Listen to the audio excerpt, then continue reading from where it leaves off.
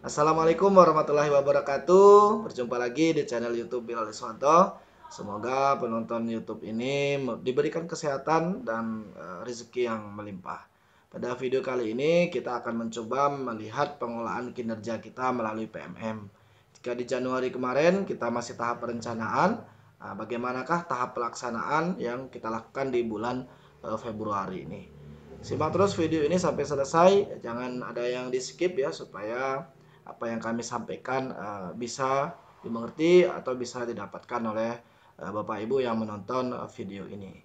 Jadi setelah Januari kita kemarin melakukan perencanaan, saatnya kita melaksanakan pelaksanaan kinerja pada bulan Februari ini. Video ini diambil tanggal 3 Februari 2024 ya.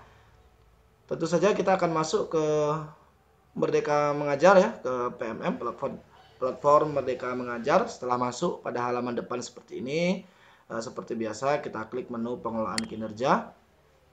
Kemudian akan tampil seperti ini Bapak Ibu ya. Kurang lebih beranda pada pengelolaan kinerja. Pada bulan Februari ini sudah ada perubahan. Jadi kalau di awal itu masih tahap perencanaan, belum ada tampilan seperti ini gitu ya. Maka di bulan Februari ini setelah disetujui sama kepala sekolah, kemudian sudah masuk ke bulan Februari dalam tahap pelaksanaan, maka kurang lebih tampilannya akan seperti ini. Saya akan jelaskan satu-satu mengenai tampilan ini ya Bapak Ibu ya.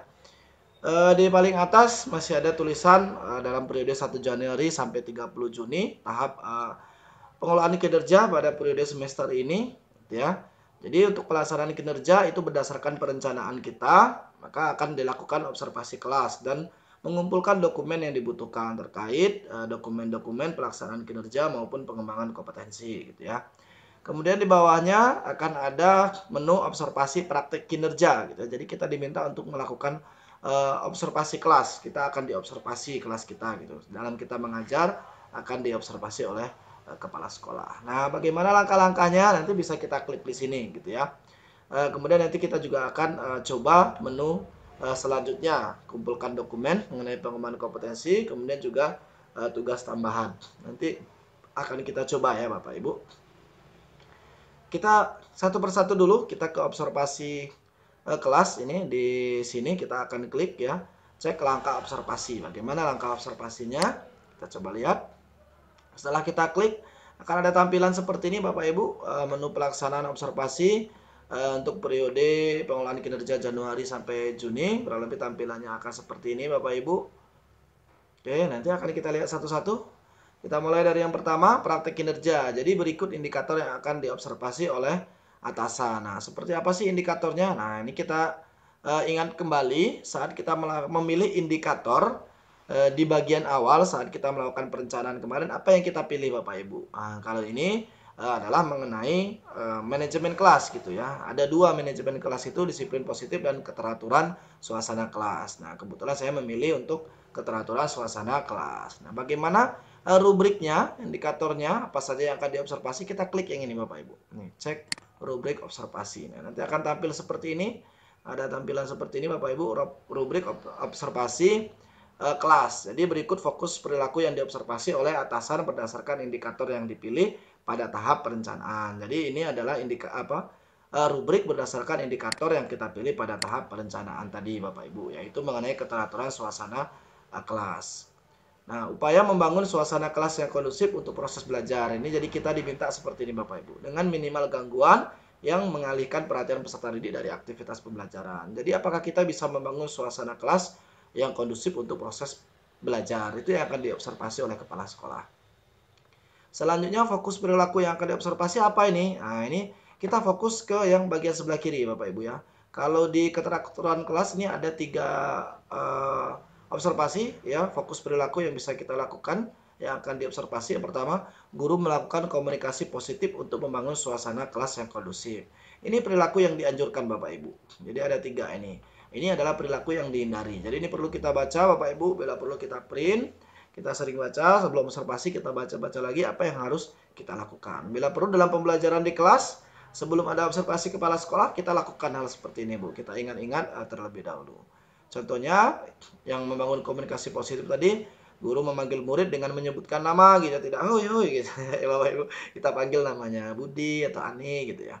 Kemudian guru menyampaikan harapan positif terhadap kelas. Jadi kita menyampaikan supaya harapan kita bersama bahwa kelas ini kondusif dalam proses pembelajaran. Misalkan gitu ya Bapak Ibu.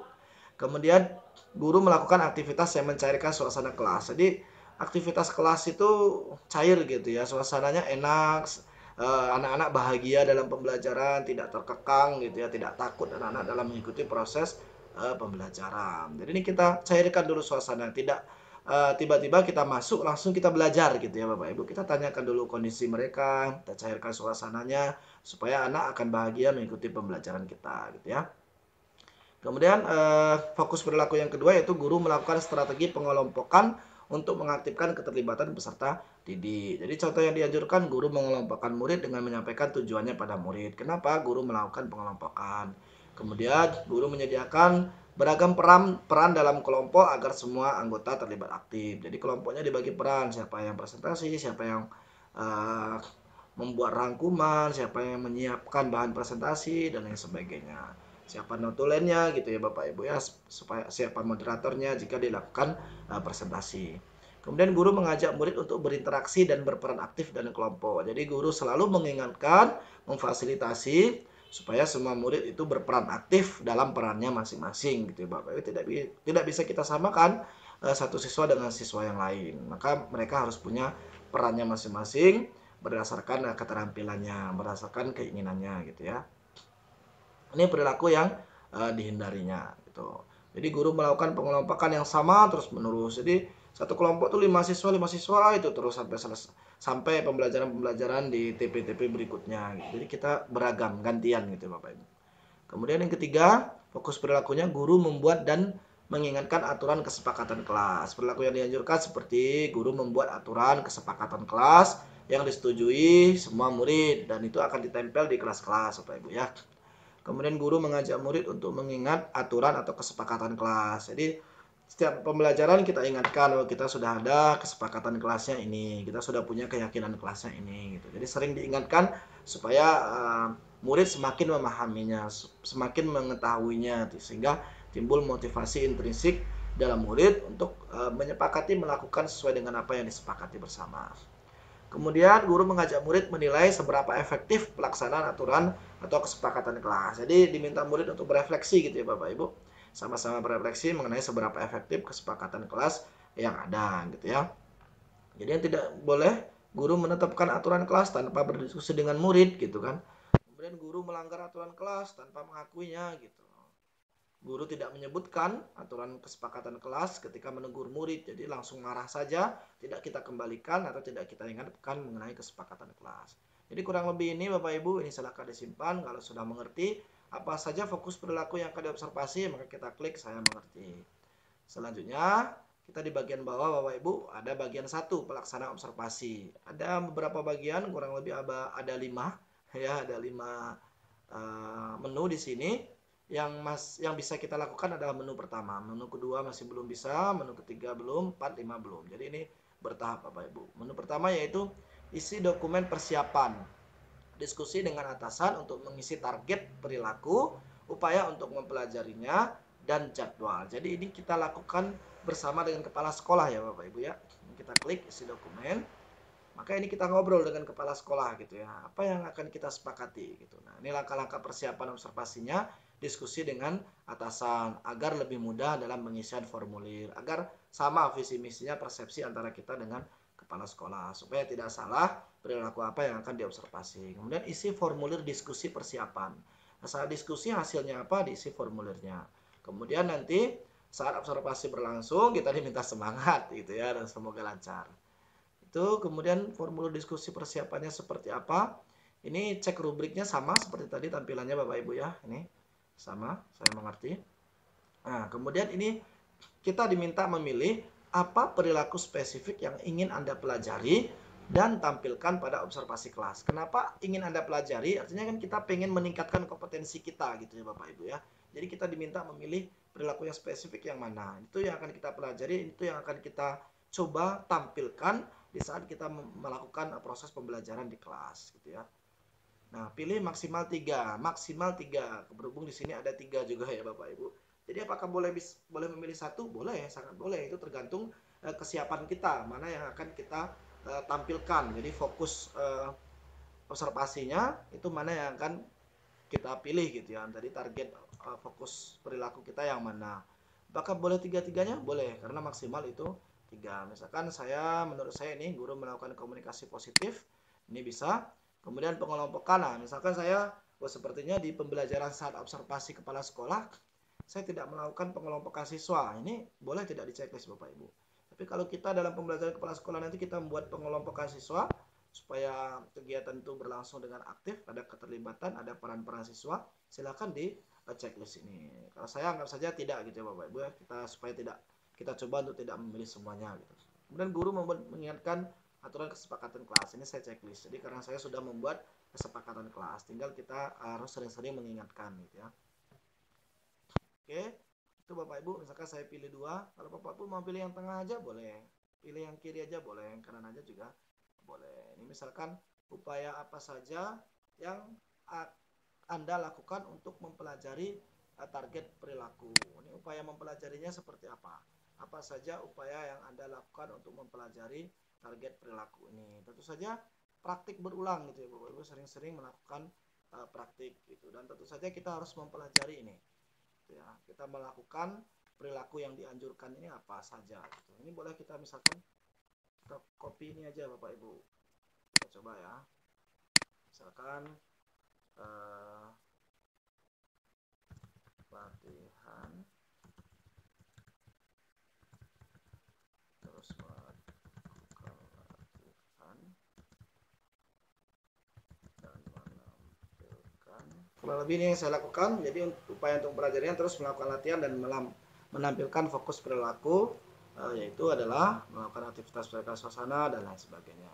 Apa saja kira-kira upaya untuk mempelajarinya. Ini kita diskusikan dengan kepala sekolah. Saya akan terus melakukan latihan Pak mengenai fokus perilaku yang ada di rubrik observasi tersebut gitu. Kemudian kita diskusikan kapan misalkan. Nah, kalau di jadwal itu Bapak Ibu, itu sebenarnya mulai observasi itu di bulan Maret gitu ya. Tapi apakah boleh kita di bulan Februari? Sangat boleh sekali Bapak Ibu. Itu tergantung kesepakatan kepala sekolah dan kita gitu. Jadi Februari boleh, atau Maret sesuai dengan jadwal yang yang direkomendasikan, itu juga boleh Bapak Ibu. Jadi paling lambat kalau bisa Maret itu sudah dilakukan. Jadi April dan Mei itu adalah kita upaya melakukan tindak lanjut. Jadi setelah Maret itu kita observasi, nanti akan ada diskusi dengan kepala sekolah, akan ada upaya tindak lanjut. Nah itu yang kita lakukan pada bulan April dan Mei. Gimana Pak kalau jadwalnya nggak cocok, Februari dan Maret nggak cocok? Itu tergantung kesepakatan dengan kepala sekolah Bapak Ibu. Jadi panduan itu hanya sebagai sebuah panduan gitu. Nah bagaimana di lapangan itu tentu disesuaikan dengan kecocokan waktu dan kesiapan kita dan kepala sekolah gitu. Jadi tidak perlu saklek dengan apa yang dianjurkan gitu ya Bapak. Yang penting ini rentangnya adalah Januari sampai dengan Juni gitu ya. Misalkan saya pengen sesuai dengan apa yang direkomendasikan aja. Misalkan saya pilih Maret, saya mengajar hari Senin, Kamis, jadi saya mengajar hari Senin dan Kamis karena kami sistem blok Bapak Ibu. Jadi full untuk setengah semester ini Senin dan Kamis. Jadi saya diskusi dengan kepala sekolah, saya yang hari Kamis gimana Pak? Ada waktunya tanggal 7 misalkan. Oh ya bisa. Kita setujui hari Kamis tanggal 7 gini. Ini ngobrol dengan kepala sekolah Bapak ya. Kita tulis jenjangnya. Saya mengajar SMK, saya mengajar kelas 12. Mata pelajaran saya namanya oke. Ini teknik sepeda motor ya. Jadi mata pelajaran saya adalah teknik sepeda motor. Sebenarnya kami di teknik sepeda motor itu dibagi lagi ya Bapak Ibu. Ada pemeliharaan mesin sepeda motor, pemeliharaan sasis, ada pemeliharaan kelistrikan. Nanti kita pilih yang ada di menu pilihan ini saja Bapak Ibu. Kemudian ada catatan, misalkan apa catatan yang lainnya terkait jam misalkan.